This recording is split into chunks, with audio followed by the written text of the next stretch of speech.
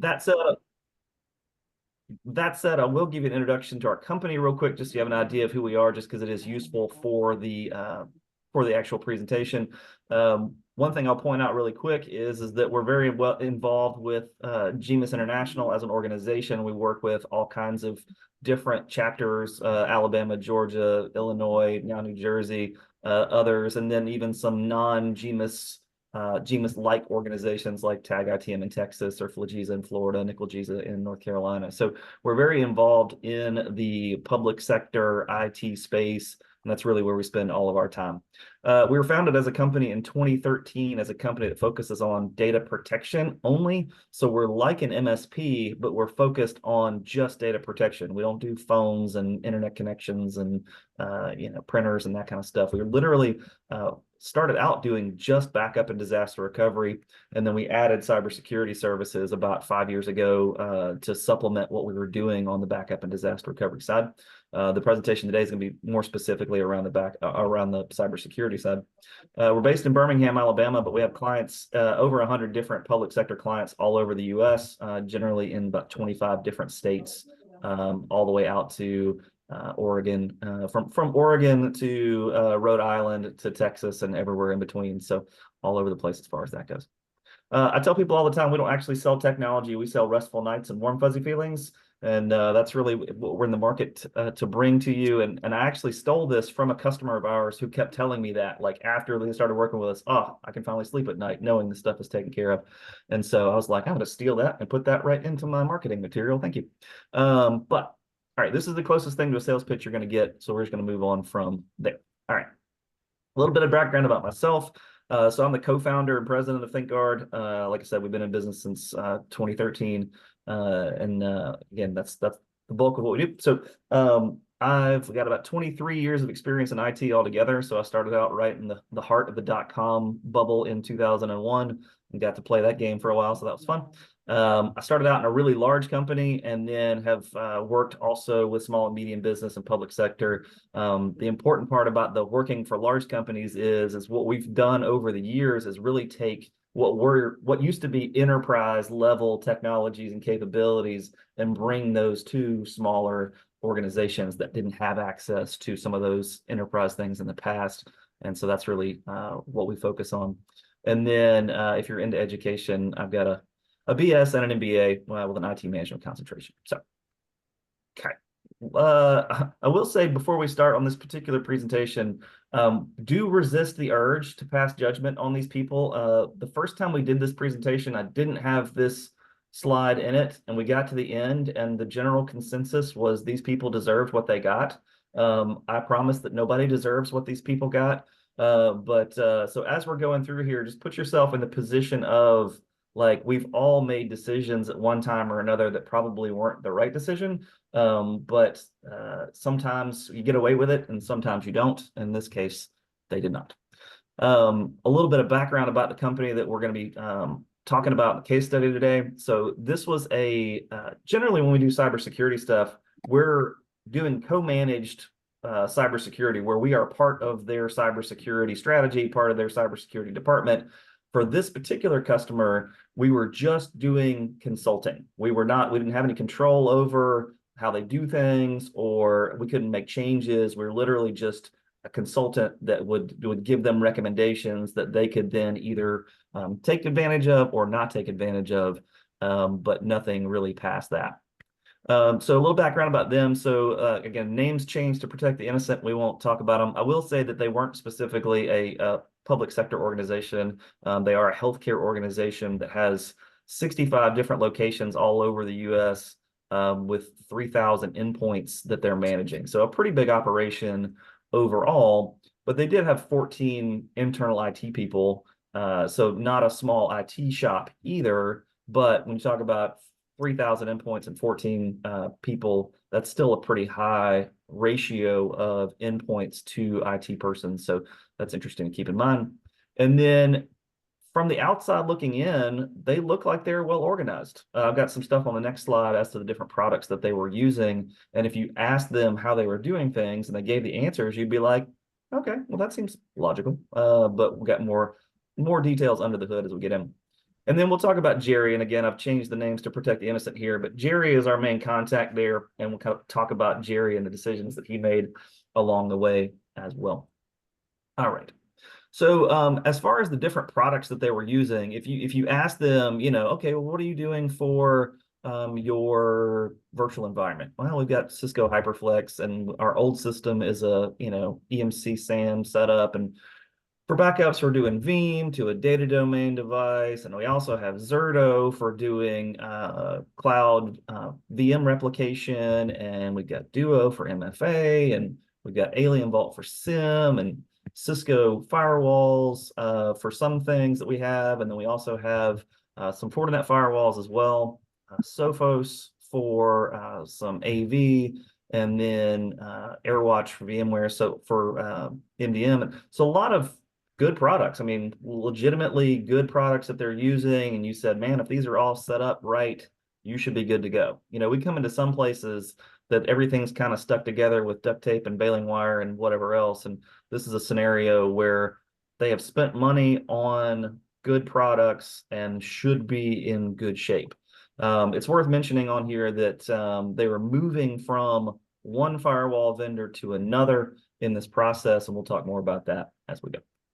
Okay, so let's talk about the overall timeline of what happened. So in September of this particular year, we got involved with working with them from a cybersecurity consulting manner. So just overall timeline, in September, we got started, and we sent recommendations right away that they have a firewall that is missing a patch that makes them vulnerable to unauthenticated VPN access from the outside. So just the worst thing you can possibly think of.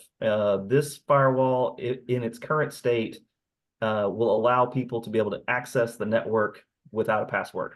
So that's not good. So we told them about that right away. We sent them all of the references from CISA that says, yep, this is what we're talking about, and this is why it's a big deal, and this is why you should do that, or why you should patch that device. And at that time, they actually declined to do that because they said they couldn't have downtime on their firewall at all, and applying this patch would require them to do that.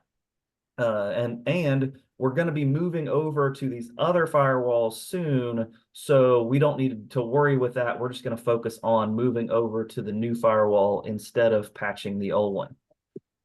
Okay, well, that makes sense, I guess. And then they also told us, the other quick fix for this particular issue was disable VPN access on the firewall itself if you don't have to have that on, because that also will fix the problem. So they told us that they were going to do that as well. And so that sort of took the initial threat away. And again, moving over to the new firewalls would fix that as well, so long as they're going to do that soon.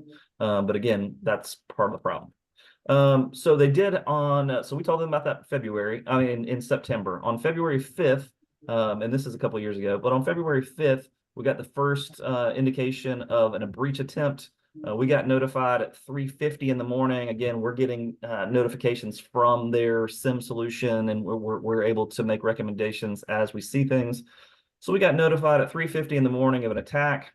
We saw that a user had logged in that had enumerated some SMB shares and had attempted to run the Eternal Blue exploit, which was one of the things that came out from the NSA or one of those groups where they had figured out how to take advantage of some vulnerabilities inside of Windows. And so we saw that activity happen. We were able to stop that attack, just a few minutes later, just by disabling the user that had been used to do this. So once we had done that, the threat was stopped. And then we didn't even bother with waking the client up in the middle of the night. We just went ahead and stopped the attack. And then we went ahead and sent them an email after we were sure that everything was okay. And so, from 3:50 a.m. to 4:13 a.m. was the whole situation start to finish. So not too bad, and customers feeling pretty good about the fact that we were able to not only detect this, but to stop it in a timely fashion. But we're gone from September to February, and they still haven't replaced the firewall, and they still haven't patched it. So that's pretty bad. The next breach attempt was in April. So we saw again late at night, basically 12:45, 12:49 in the morning. We were able again to disable the Active Directory user account that had been exploited. We again sent over the CISA documentation and the relevant CVEs to be like, guys, you really got to take care of this. And then we also offered to patch the device ourselves. Their support had gone out on that device, but we still had access to be able to download the patches from elsewhere, and we offered to patch it for them, and they declined to do that. Again, for the same reasons, we're moving to the other firewall. We're going to get that done. And also, it turns out they had turned back on the VPN access because it was inconvenient for Jerry and his team because they were the ones who used that to log in. So that was another situation that was not great. So the reason that they were hesitant to make any changes is they were getting conflicting information. So we were telling them this thing needs patching and it's a really big deal because people can have unauthenticated access, but they were also getting information from others out there that from others that that wasn't the case. So they were getting conflicting information from different sources. And then also we're all guilty of getting this burnout of all these threats are happening all the time. We're getting all these threats, we're getting all these alerts, we're getting all these things, and you can kind of get numb to the fact it's happening. Now, saying that there is an alert that's coming in from your firewall and stopping literally somebody who's in your network should be on two completely different wavelengths as far as your overall concern about what's going on. But in their case, and because we had stopped it twice, and nothing bad had really happened, they were getting this false sense of security of, well, even if they do get in, we're going to stop it and we're going to be able to be okay and whatever else. Well, that worked right up until it didn't. So on May 15th, again, about a month later, and almost exactly this time that year, there was more breach activity. So we saw, we got an alert that Mimikatz was attempted to be run on a server. And if you're not familiar with Mimikatz, what it does is, when you log into a machine, there's cached passwords on that machine so that you can log in when you're not connected to the network. Well, that means there has to be a little database of the cached passwords on each PC in order for that to work. Well, what Mimikatz does is it's a tool that will go and actually pull the information out of that database and give you all the usernames and passwords that are in it. And so if the administrator has ever logged onto that PC, now they have the administrator user account. So that's pretty critical. We did see, according to the alert, that Jerry was the one who had run Mimikatz. So we were like, well, I don't think he did that, but let's check and see. So we did. This was on a Saturday morning. We did get on the call with Jerry that morning. We were looking at what's going on. Screen share with him to look at it. We did confirm that Jerry had not indeed run Mimikatz on this particular server himself. And then we also established at that time that they had purchased an EDR solution, but it wasn't actually on all the endpoints. And in fact, it wasn't on several of the servers, which was not great. So we're sitting here going this whole time thinking that they had it rolled out to all their machines. And so if there were these kind of threats, then the EDR should pick it up. But they hadn't actually implemented the EDR on all their machines, so that was not great. We also noticed that their other antivirus software was out of date and basically was failing to stop any of these threats that were happening. So again, they were in the process of moving from one firewall vendor to another. They were in the process of moving from one antivirus solution to another EDR solution. They were actually, and we haven't even talked about this yet, but they were moving from one backup solution to another backup solution. And they were doing all these things, but none of it was actually finished. And so that put them in kind of this perfect storm. So that at that point, we explained that there was a bad actor in their network at that time, because the bad actor was in the network running Mimikatz, doing these other things. And we're like, we are raising the red flag. The siren is on, like, this is not good. What Jerry decided to do, because it was Saturday morning, and I guess he just wasn't feeling super motivated, and because this had kind of worked in the past with us blocking these users, he just chose to shut down the servers that Mimikatz had been run on, and then let's have a meeting on Monday once we get back from the weekend. That was what Jerry. I'm so sorry. And so again, we recommended they not do that, but they overruled us at that time and said, nope, that's what we're going to do. So this again was Saturday. And then on Sunday morning, they had ransomware released on the network. So at this point, we notified the client in real time. And again, this was in the middle of the night kind of situation as well. And so quickly thereafter, we figured out how they had gotten in and removed the access for the bad actor by 8 o'clock in the morning. Their cyber insurance carrier was notified at 10. They're trying to find the CIO the whole time this morning. They can't get a hold of him anywhere, making calls left and right, can't get him on the phone. We got Jerry, who's the infrastructure guy, but we can't get the CIO found anywhere. And then basically all of their critical servers that were required for patient care were encrypted. So that's not great for, again, somebody who's got 65 locations and basically in the nursing home space. So 65 different nursing homes all over the country that now can't have access to any of the patient files. So that's not great. And then also in most ransomware situations, you're going to find that they've stolen that data in addition to. So now you've got 65 nursing homes worth of personal data that's now been taken as well. So they start the recovery process. And again, they're not a backup and disaster recovery customer of ours. We just do cybersecurity consulting for them, and that's it. We went ahead and did what we could to make sure that their overall environment was secure. And then we worked to make sure that no further malicious activity was happening on the network. That's what you want to do in these situations, is get back to basically a clean slate that you can then work forward from. And then they started the recovery process from backups at that point, because that's really all they could do. The problem is they ran into some pretty serious issues right off the bat when it comes to recovering from backup. The reason for that is they had several issues with their current disaster recovery configuration. So to back up a little bit, they again had Veeam to data domain for their backups locally, and then when they were replicating their server VMs via Zerto to a third party. Well, they were getting rid of both of those things, and they were moving to Cohesity for their backup solution. It's a good backup solution, no problem. The problem is the Cohesity stuff was in boxes in Jerry's office and hadn't been taken out of the boxes yet to actually be implemented. But they had already canceled the service with Zerto in like with the idea that they would have already moved to the Cohesity solution by now.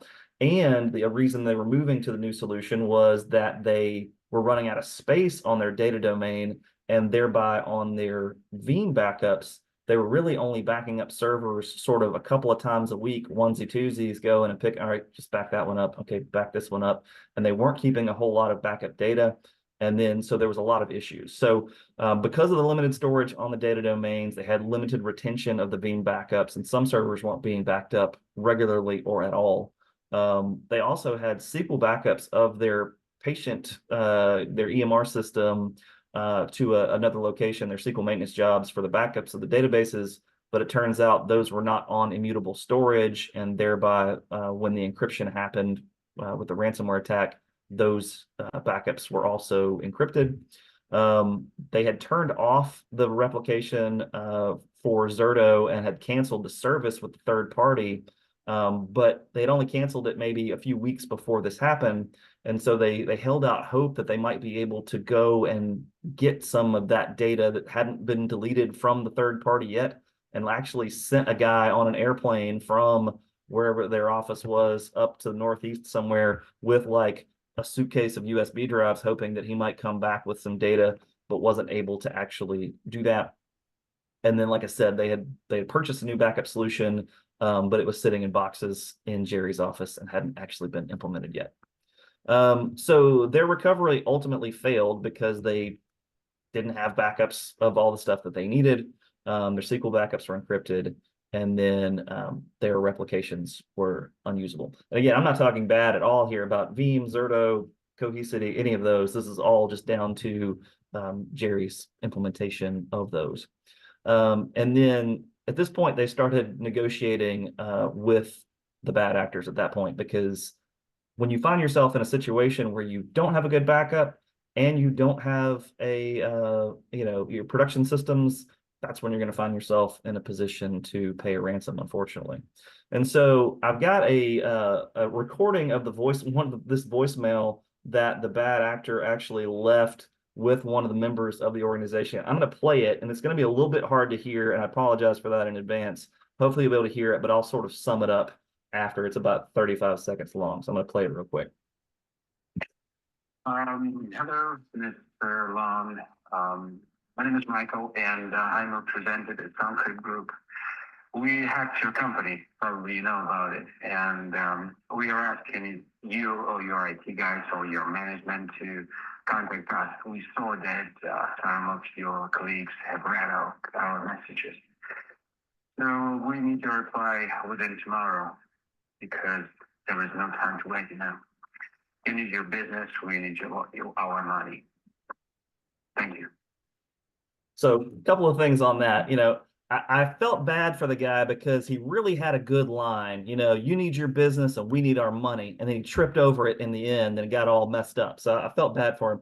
I also thought it was interesting for the thank you at the end of the call. Like we went through the whole thing and said thank you, which I thought was a nice touch from this guy. But if you couldn't hear it, basically he said, hey, this is Michael from Suncrypt Group. We've hacked your company. You probably know this already. Somebody needs to call us within the next day or two because there's no time to waste.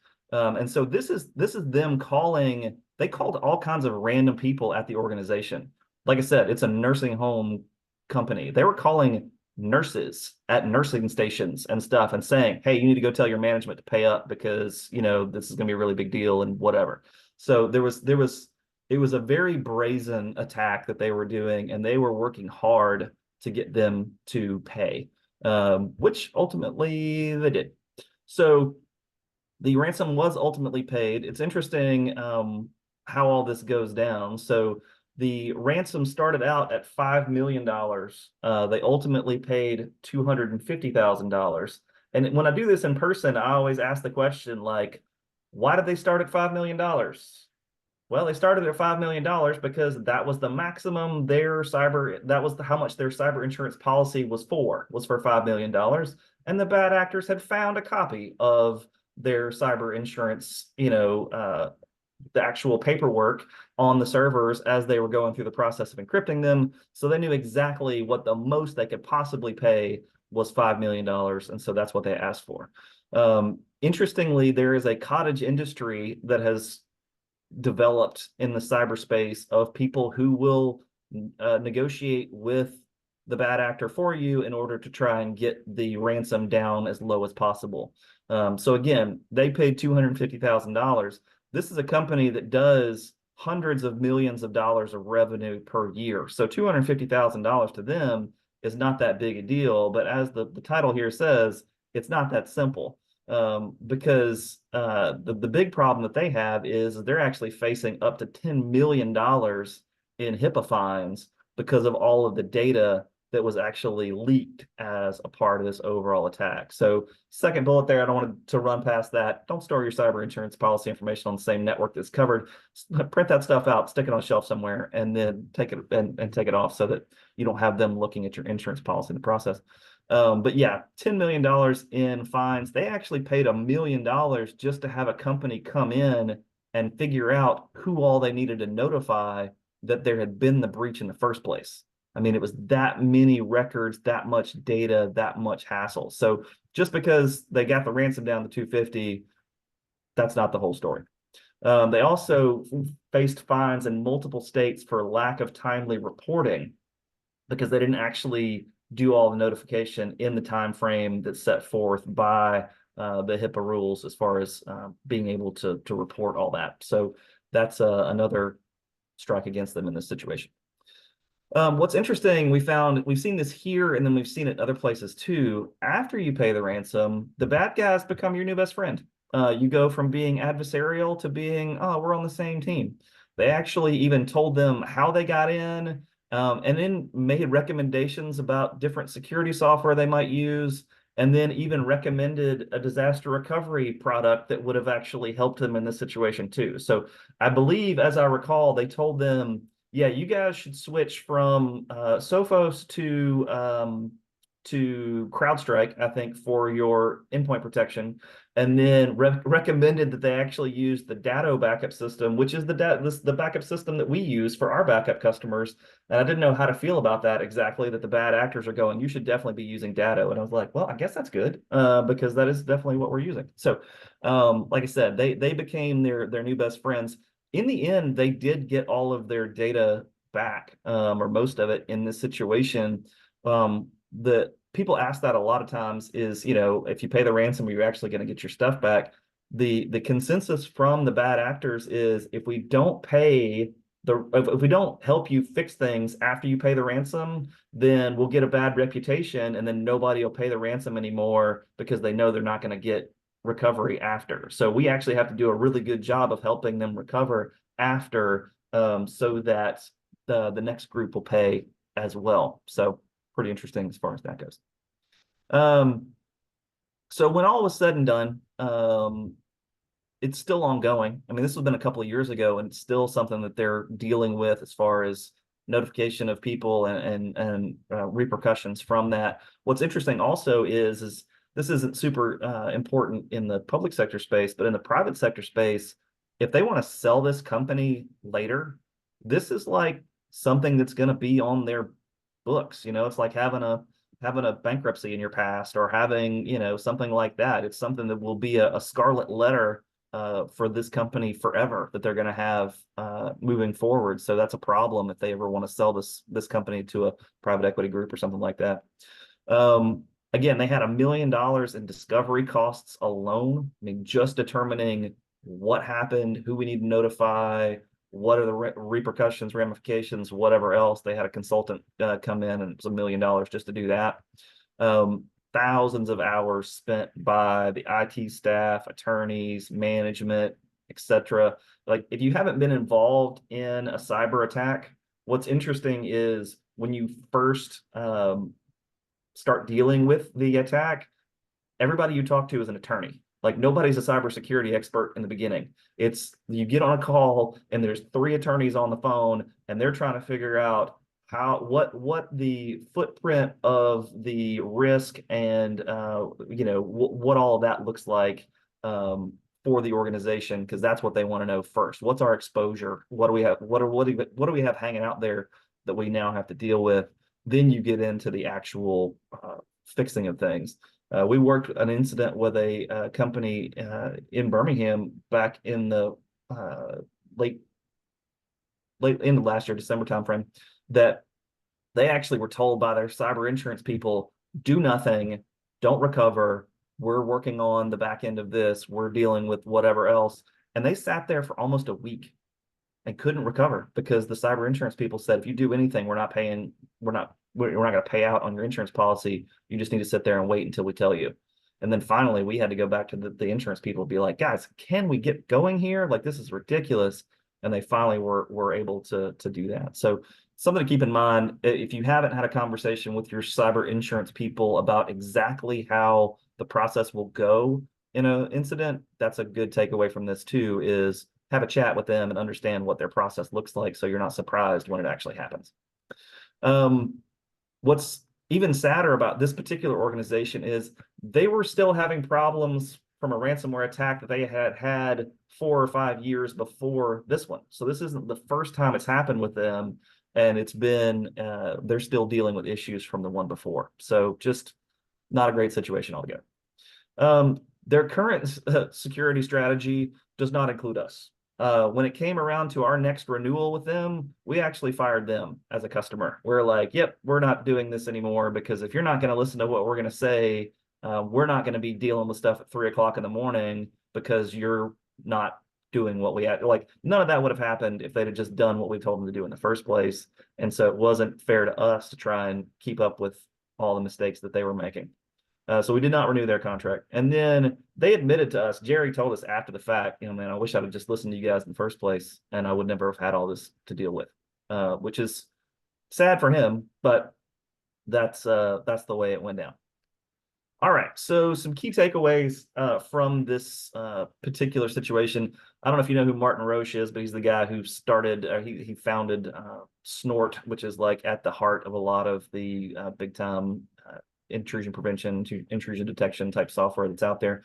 But I love his comment here on like, how would you do security differently if you knew you were going to be compromised? Like if you knew you're going to be compromised, how would you do things? Not if, but when kind of situation. So a couple of key points here. If you're going to invest in a third-party cybersecurity company, you might want to actually take their advice. Just throwing that out there. In this particular situation, that would have been all the difference in the world. We do see people all the time that will throw money at different solutions that are out there, but then not take advantage of those. They just sort of check the box. I bought this. I did that. And that's kind of what Jerry did in this situation. I bought this new backup system. Well, it hasn't been implemented. Well, I bought these new firewalls. Well, you haven't moved over to them. There's a lot of things that, you got to finish these projects, unfortunately. Don't be surprised if you're dropped by your insurance carrier if you don't meet their standards. We saw this a lot several years ago with multi-factor authentication and things like that. I think it's time for them to come back through with another batch of requirements in order for you to keep your standards. So it'll be interesting to see what they demand as far as that goes. But we certainly have seen the cost of cybersecurity insurance going up and the overall protection going down. And in the end, their job is to make money, not to pay it out. So they're going to find ways if they can to not pay out if they don't have to. So that's something to keep in mind as well. The other thing to keep in mind when you work with your cyber insurance carrier is they will usually bring in a third party to help in the remediation process. Keep in mind that those people work for the insurance company. They don't work for you. So if they find things in your environment that they go, aha, here's why it happened, and now we can blame it on you, that's what they're going to do. So we work with people and we can be in pointing out things that says, nope, that's not what happened. And here's what happened. And here's, we have all this evidence and that kind of thing too. This was a big one for Jerry. Don't let the urgent overtake the important. The reason that they didn't get this stuff moved over is because there was other stuff that was going on. They had other projects, they had other issues that were burning. They had end users with issues and other things they had to deal with. But you have to break away and you have to finish these projects in order to get the stuff done. And then your backup and recovery strategy has never been more important than it is now. What's been interesting to us, again, we started as a company that just does backup and disaster recovery. What's funny is how much backup and disaster recovery has become part of your cybersecurity strategy. When we founded the company, we were thinking about fire, flood, tornado, hurricane, disgruntled employees, hardware failure, all the normal things you would think of when it comes to backup and disaster recovery. But these days, for every one of those kind of recoveries we do 5 ransomware recoveries. I mean, it's not even close. And so it's really become a huge part of that. I remember early on in the ransomware sort of saga, going to a webinar that was put on by one of the big EDR vendors. I don't remember if it was CrowdStrike or Carbon Black or somebody like that. But what I loved was the first bullet point on the first slide that the guy had was the most important thing is to have a good backup. And I was like, yes, preach on, brother, because I expected him to say, most important thing is to have a good EDR solution. It's like, nope, most important thing is to have a good backup solution. So that's important. And then traditional AV and firewalls aren't up to the challenge of today's threat landscape. Make sure you have a next generation firewall. Make sure you have an EDR solution. Make sure you have products that can really help protect you in these situations, because we've seen traditional AV on a machine and these guys just walking right over top of it and it never even sees it. So that's something to keep in mind. And then challenge your vendors about how their solutions will not only gather information about security events, but also respond. We've seen all kinds of situations where people go out and hire a third-party managed SOC thinking, all right, well, now they're going to protect me from things. And in a lot of cases, all they're doing is letting you know that the alerts have happened. They're not necessarily doing anything. So just make sure you understand how all of your vendors operate. Again, I think your cybersecurity vendor, talk to them and make sure you understand how they operate as well. And then cybersecurity is a specialized skill set. We talk to tons of people who have, our normal customer is sort of 1 to 10 people in their IT department. And in almost none of those situations do they have a specific specialized, trained cybersecurity expert. So just keep in mind that you do need dedicated resources for cybersecurity, and they do need constant training, and they need to be doing research and that kind of stuff. If you don't have somebody on your team, then you need to have a partner you can partner with to do that with you and for you. So, all right. If you want to unmute yourself, I'm all for guesses on what happened to Jerry after this. Anyone at all? If you can unmute yourself, I don't know if you can. So the usual suspects is Jerry got fired, Jerry got reassigned, Jerry whatever else.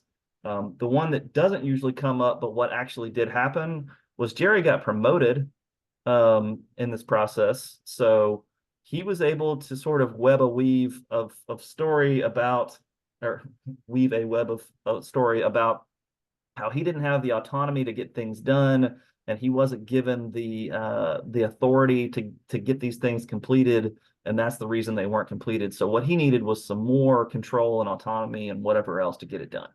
And they were like, well, okay, if that's what happened, then we're just, we'll make you, head of that department. Now you can get all that stuff done. So he's not there now. This has been a couple of years ago, and I think he went on for another 8 or 9 months after this and then found another job somewhere else. So that's ultimately what happened to him, but it is kind of comical that that's what happened. So, all right. I'm open for questions. I'm going to stop sharing. I'm going to open up the chat here, and we'll see what questions we had in the chat, if any. And then Jerry did not get fired. Jerry. And then so Jerry asked if Jerry got fired. So the backup solution that we recommend and the one that we use is Datto, D-A-T-T-O. We're one of the largest Datto resellers in the country. We're certainly the largest Datto reseller in the public sector space. They're based out of Connecticut. That's where they were founded, so not too far from here. And we've been using it for 13 years now. We've never had a situation where we couldn't recover. We've had a ton of ransomware attacks and buildings knocked over by tornadoes and all kinds of things that you would not love to have happen. But it's been a great solution. Our team is dedicated to that solution. So we actually have a team of people who do nothing all day long but monitor and manage that solution. So the other ones that I mentioned, nothing wrong with them, but that's what we use. Let's see.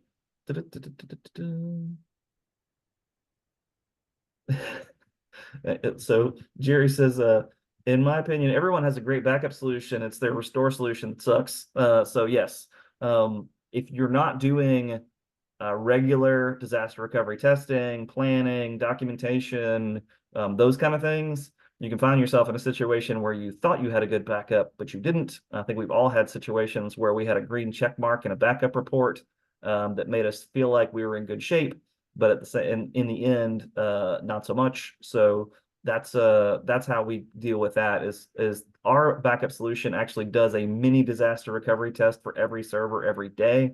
And then we at least once a year do a full-on simulation of if the building burned to the ground right now and we had to get back up and running, how would we do that? We'd go through that whole process and document that out. So that's a good call out, Jerry, because backup is easy, recovery not so much.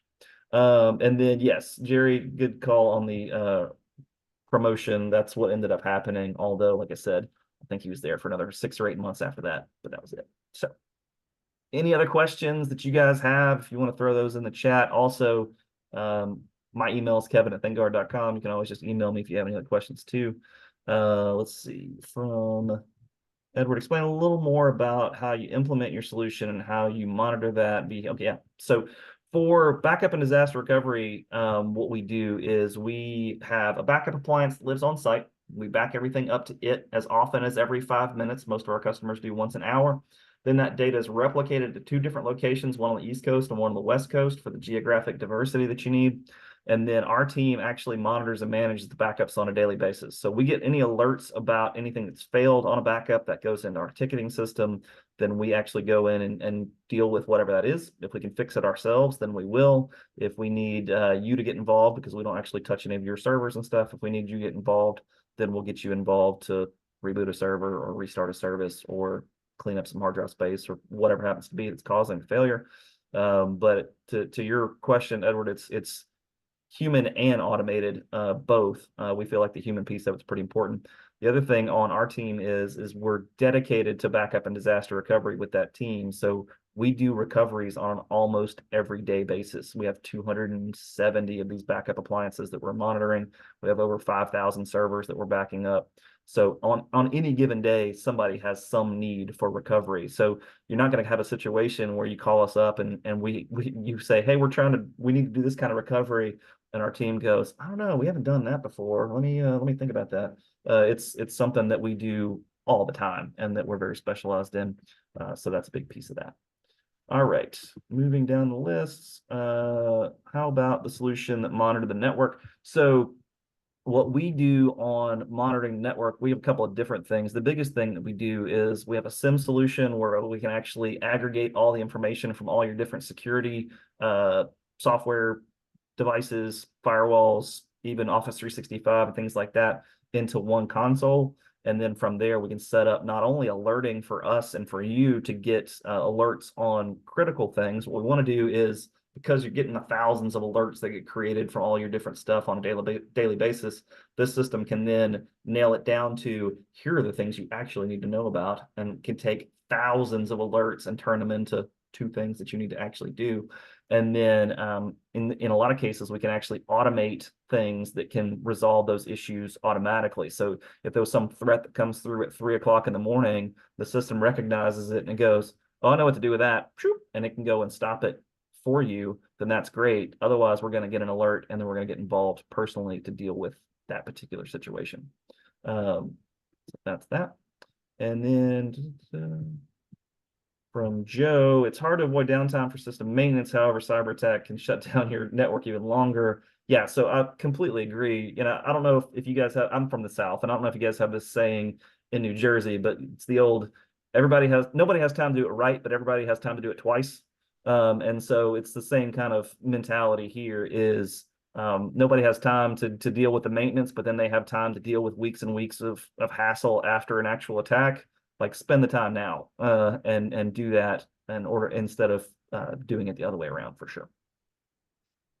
I think that's it for the questions, unless we have one more. And then so I will give a quick plug. I'm sure that Lee and Bob will appreciate. If you haven't already signed up for GMIS International, definitely you should do that. Yes. We've been involved with them for years, and couldn't be more excited about the fact that it's being hosted in Alabama, which is where I'm from. This year, the location is great. I got to see Lee and Bob down there for the Industry Advisory Council meeting a couple months ago, and I'm jazzed about having it there. So make sure and get involved in that. If you haven't done one before, if you think that the tech conference is great and the networking and the time spent there is great, it's even better when you can get people that are from other places and really get their perspectives and that kind of thing too, and a little bit wider variety of vendors and things like that as well, to be able to pull from. So really cool there. And I will take a quick pause, or Lee, Bob, John, if you guys want to jump in here, y'all welcome to do that as well. Yeah, one question that was asked, Kevin, is what was being used to monitor that network? Yeah, so so Alien Vault, the SIM solution they had, that's what we're using to do that, and that's what we use as well. And that's what was being used when they were attacked? Yeah, that's actually how we got all the notifications about the attacks that were happening. Okay. Yeah, that's where we got the info from. And I presume they follow a 3-2-1 backup methodology? Correct, yes. Okay. Kevin, thanks. I did have just one question. Actually, it's kind of apropos. We're doing some power outage tabletop exercises actually this Saturday, but I know you had mentioned, you do the disaster recovery once a year. In your opinion, what is the best way to test your recovery plan? I mean, and how often, like quarterly tabletops or just once a year, or kind of take a piece of it at a time, or kind of the whole kit and caboodle? Depends on how big of an environment that you have. I mean, we have customers that have 3 servers. We're going to do all 3 of them. If you have 300 servers, probably not, so it just depends on what you need to do there. What I really like to do is to get stakeholders involved in the process. So if you have somebody from the finance department and you're recovering the finance server, have them log into it in the recovery environment and prove that, yep, those are the transactions I would expect to see there. And yep, I can go in and do what I need to do and run reports and that kind of thing. What we do for recovery is, because we're replicating all that data to an offsite data center that we can use in a recovery situation, we just use that to do the testing with. So we keep it disconnected. That way we don't bother their production servers. Nobody knows we're doing any of this stuff, but we can get it all up and running from there. Get the IT department logged into it, make sure they can confirm, yep, here's all the servers I would expect to see, and here's all the hard drives and that kind of stuff.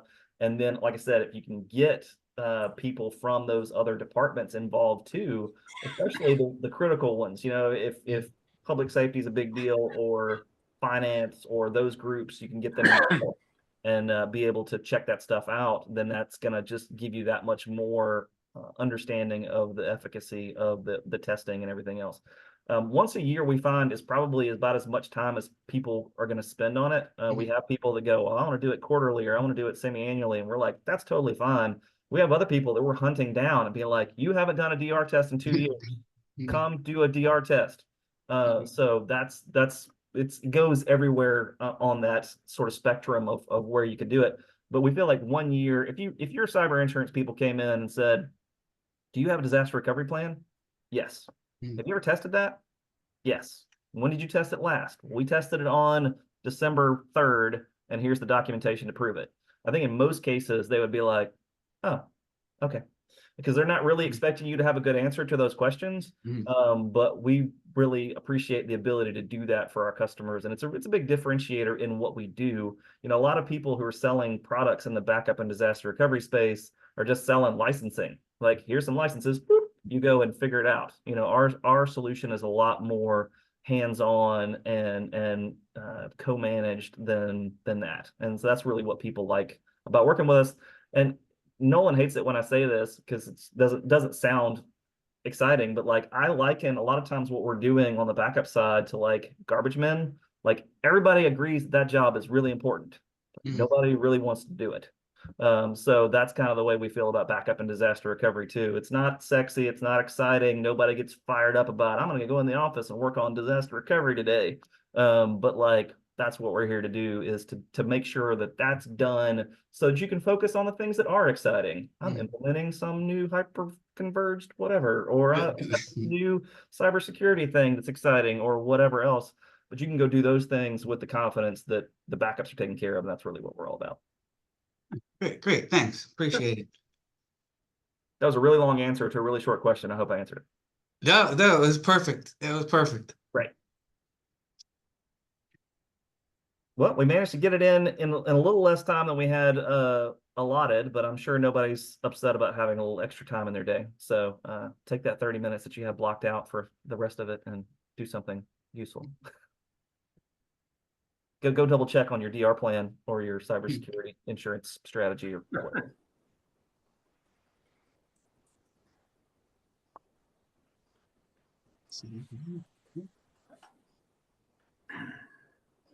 I don't see any more questions coming in. So yeah, great. So sorry I had to hop off real quick this morning.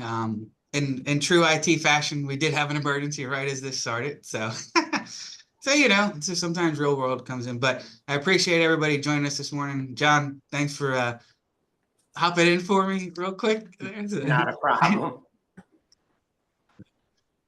And again, if I don't see any more questions, so I appreciate everyone joining us this morning. Kevin, thank you again for your support. We really appreciate it.